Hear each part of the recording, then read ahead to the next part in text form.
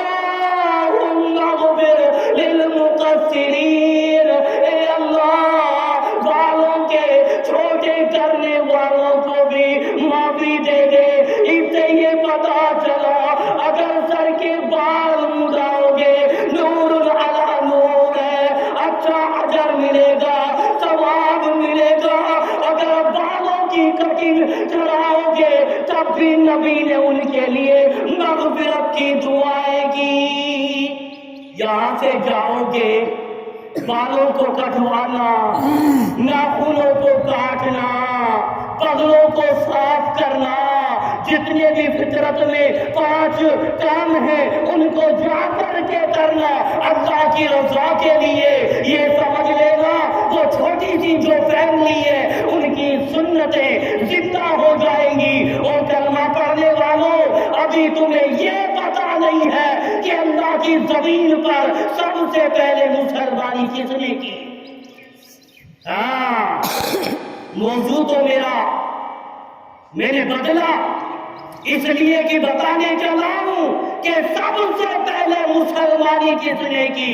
نبی نے فرمایا 5 چیز فطرت میں شامل ہے۔ نمبر 1، زیر ناف کے بال کاٹنا، ناخن کاٹنا، بالوں کے بغلوں کو صاف کرنا، یاد رکھنا مونچھوں کو ترسوانا، مسلمانی کرنا، یہ فطرت میں شامل ہے۔ سب سے پہلے ابراہیم خلیل اللہ نے، بہت سارے مورخین یوں لکھتے ہیں 80 سال کی عمر میں ابراہیم خلیل اللہ نے اپنے ہاتھوں سے مسلمانی کی۔ اللہ بہتر جانتا ہے، زیادہ بات زیادہ اچھا بہتر تو اللہ جانتا ہے کہ یاد رکھنا یہ تو بعض مورخین کا، بڑے بڑے اکابر علماء کا فرمان ہے۔ اللہ تعالی ہم سب کو اللہ کے رسول کی سنتوں کو زندہ کرنے کی توفیق عطا فرما۔ یہاں سے جاؤ گے جانور ذبح کرنے سے پہلے ایک بات یاد رکھنا کہ جانور کو سیدھا لٹا کر اس کا چہرہ قبلہ رخ کر کے چھری کو اس کے سامنے تیز نہیں کرنا، منع ہے۔ الگ جا کر کے چھری کو تیز کرنا۔ اور سن لو، قربانی کی جو دعا ہے وہ یہ ہے، انی وجہت وجہی للذی فطر السماوات والارض حنیفا وما انا من المشرکین قل ان صلاتي ونسكي ومحياي ومماتي لله رب العالمین لا شریک له وبذلك امرت وانا اول المسلمین۔ بسم اللہ واللہ اکبر منی فلا فلا، جو نام ہوتے ہیں بسم اللہ واللہ اکبر۔ اور سن لو، ایک مرتبہ آج سے 5 سال پہلے میرے دماغ میں دقت ہو گئی تھی، میں جانور ذبح کر رہا تھا اور میں اس شک میں پڑ گیا، میں نے بسم اللہ پڑھی ہے کہ نہ؟ آج سے 5 سال پہلے بسم اللہ پڑھی یا نہیں، شک میں پڑ گیا، یعنی بھول گیا میں۔ اب دقت یہ آئی کہ جانور تو ذبح ہو چکا ہے اور جن جانوروں پر اللہ کا نام نہ لیا گیا ہو ان کا ذبیحہ حرام ہے، ان کا گوشت کھانا حرام ہے۔ میں پریشان ہوا، ہمارے استاد محترم فضیلت الشیخ حضرت مولانا شیخ الحدیث عبد الکریم مدنی حفظہ اللہ وتعالى سے میں نے مسئلہ پوچھا کہ اللہ اے شیخ محترم یہ ہو گیا تھا میرے سامنے۔ شیخ محترم نے جواب دیا، اگر بھول میں اگر بسم اللہ نہ پڑھی ہے کوئی حرج کی بات نہیں ہے، اللہ بھلاتا ہے، اللہ بھلاتا ہے۔ تب جا کر کے میری ٹینشن دور ہوئی۔ تو ذبیحہ بالکل صحیح طریقے سے کرنا، رسی سے پیر باندھنا، اور جن جن کا نام ہوتا ہے انما الاعمال بالنیات، انسان کے اعمال کا دار مدار نیتوں پر ہے۔ اور اس طریقے سے آپ لوگ صحیح معنوں میں اللہ تعالی ہماری ہر ٹوٹی پھوٹی عبادات کو قبول فرمائے۔ آپ کہہ رہے تھے کہ بارش آئے گی، آپ کہہ رہے تھے تو دقتیں کھڑی ہوں گی، آپ کہہ رہے تو یہ ہوگا، میں بھی پریشان ہو گیا، میرا دماغ بھی منتشر ہو گیا، موضوع جو اہم بنا کے آیا تھا وہ بھی رہ گیا۔ اور شکرانا والوں، اب مجھے بتاؤ بارش آئی؟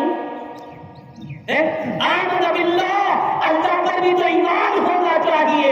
جب میں نے بولا کہ انشاءاللہ بارگاہ ربانی میں خلوص باللہیت کے ساتھ میں نے دعا کر لی ہے، اللہ ہماری عید کی نماز کو چکر میدان میں پڑھوانے والی بارش کو اتنی دیر کے لیے روک لے، تو مجھے یقین تھا अपने रब पर पूरा भरोसा था। तो क्या हुआ देखो, कितने ठंडे मौसम में हमने ईद की नमाज पढ़ ली और मुख्तसर सा खुतबा सुन लिया, और तुम्हें पता नहीं इब्राहिम खलीलुल्लाह को जब मंजनीर पर बिठा दिया गया जालिम नमरूद ने और ऊपर ले जाया गया इतनी खतरनाक आग के ऊपर, पता है जिब्रील भी आ गया, फरिश्ते भी आ गए, उन्होंने आके कहा ओ इब्राहिम हमारी हेल्प चाहिए, हमारी मदद चाहिए। तो इब्राहिम खलीलुल्लाह ने क्या ईमान वाला जवाब दिया कि ओ अल्लाह के फरिश्तों, मुझे तो आज हमेशा अपने रब की मदद की जरूरत है, मैं तो अपने रब की मदद का इंतजार हूं। जब इब्राहिम खलीलुल्लाह को मंजनीर पर बिठा दिया गया, आग के ऊपर इतनी खतरनाक आग, यूं आता है किताबों में परिंदा ऊपर से गुजरता तो उसकी तपिश में आकर के परिंदा आग के हवाले हो जाता। फिर पता क्या कहा इब्राहिम ने, ईमान बना लो अपना मजबूत, क्या कहा, हस्बी अल्लाह व निअमल वकील, ओ मेरे रब मेरे लिए तो सिर्फ तू ही कारगर, मेरे लिए तो सिर्फ तू ही है। अल्लाह मुझे तेरी आज मदद चाहिए, इन जालिमों ने आग लगा दी है, आग के शोले भड़का दिए हैं। अल्लाह मैं तुझसे मदद मांगता हूँ, तेरे ऊपर भरोसा है, ओ मालिक मुझे इस आग से बचा ले। अंदाजा लगाओ इब्राहिम का ईमान ऐसा, दुआ ऐसी कि रब्बे कायनात ने या दारुकुनी बरदऊं व सलाम अला इब्राहिम, ओ ए आग, ओ मेरी मखलूक खबरदार, अगर मेरे बंदे इब्राहिम ने खलीलुल्लाह की अगर एक भी बात चलाया, रब्बे कायनात ने आग को गुले गुलजार बना दिया। ये ईमान था, ये ईमान था। जब हम मजबूत ईमान लेके आए कि इंशाअल्लाह अल्लाह ने हमारी दुआ सुन ली है, बारिश नहीं होगी, फिर तुम्हें परेशान होने की जरूरत क्या थी, दिमाग को मुंतशिर करने की जरूरत क्या थी। इब्राहिम का ईमान देखो, मांगी खलील ने जब तुझसे दुआ खुदाया, आतिश को तूने फौरन एक गुल सिता बनाया, और देखो कैसा बाग बनाया, ये भी बताऊं सकरा वालों, इधर आग इधर आग इधर आग, अरे जालिम नमरूद देख रहा आग, अंदर जहां पर इब्राहिम ने खलीलुल्लाह थे वहां पर अल्लाह ने आग को ठंडा कर दिया, जिब्रील भी मौजूद है, फरिश्ता ने परों का साया कर लिया। जालिम नमरूद कहता है ओ सिपाहियों, मुझे लगता है कि इब्राहिम जला नहीं है, मैं समझ रहा हूं इब्राहिम जवाब नहीं है। और सिपाहियों, नमरूद के कान के पर्दों ने सुना है कि इब्राहिम अल्लाह की तस्बीह बयान कर रहा है, कुछ गुफ्तगू आ रही है। सिपाहियों ने कहा बादशाह इतनी खतरनाक आग तैयार की है, ऐसा तो हो ही नहीं सकता कि वो लग जाए। कहा कि नहीं, मेरा दिल नहीं मान रहा है, मेरे लिए कुतुब मीनार बनाओ। ओए सुन लो, जालिम नमरूद है ना, वक्त का बादशाह है, कहता है मेरे लिए ऐसा कुतुब मीनार बनाओ, ऊंची एक सुरंग बनाओ, मैं चढ़ूं और चढ़कर की आंखों से देखूं, तब मेरा दिल मानेगा कि इब्राहिम चढ़ गया है। इब्राहिम खलीलुल्लाह उसके अंदर है और उसको ऊपर चढ़ाया गया, उसके लिए मीनार तैयार किया गया।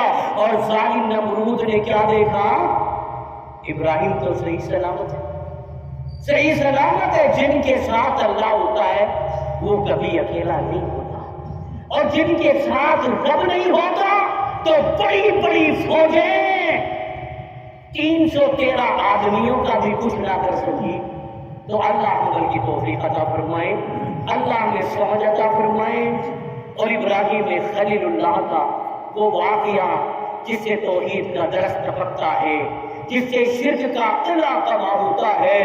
इब्राहिम अलैहिस्सलाम इतने फर्माबरदार थे अपने अब्बा के, इतने फर्माबरदार थे, और कहा अब्बा मैं जा रहा हूं, तूने मुझे मारा, तूने मुझे पीटा, तूने मुझे मारा, मैं जा रहा हूं, लेकिन अब्बा میں تیرا بیٹا ہوں، آخری سانس تک میں تیری ہیلپ، جو ایک باپ کا ایک درجہ ہوتا ہے وہ سیوا کرتا رہوں گا۔ لیکن ایک دن وہ دن آیا کہ ابراہیم خلیل اللہ نے کہہ دیا اللہ، وہی ابراہیم ہے نا جس نے دعا مانگی اللہ آگ سے بچا لے۔ اب ابراہیم دعا کر رہا ہے، یا اللہ جب میرا باپ آزر جہنم میں جائے گا، تیرا دوست ابراہیم دیکھے گا اپنی آنکھوں سے، پوری کائنات دیکھے گی، مجھے شرمندگی اٹھانی پڑے گی۔ او میرے آقا، میرے باپ آزر کو بچا لے۔ اللہ نے فرمایا ابراہیم ٹینشن میں کیوں پڑتا ہے، پتا بھی نہیں چلے گا کسی کو، پتا بھی نہیں چلے گا ابراہیم، جب وہ وقت آئے گا میں تجھ سے کہوں گا کہ اپنے پیروں کی طرف دیکھنا۔